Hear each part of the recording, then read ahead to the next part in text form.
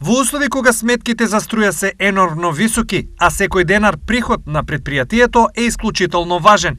Јавното предпријатие Водовод за наплата има 3,5 милиони евра од граѓаните, кажа независниот советник од Кочани Венко Крстевски. 206 милиона 924.064 денари побарување од граѓани.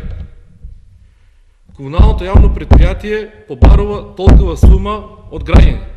Она што е апсурдно во целава ситуација е што меѓу должниците со 1000 евра е и директорот на Водовод, изјави Крстевски. Мене ми интересира дали самиот директор со над 60.000 денари учествува во таа сума. Градоначалниче, каков човек ви имате поставено за директор? Дали е точно дека самиот директор долгува на предпријатието? Треба да е тој присутен овде за да може да ми одговори на тоа прашање. Инаку долгот за струја на Водовод е околу 800.000 евра, а до нова година тој може да порасне на околу 1 милион.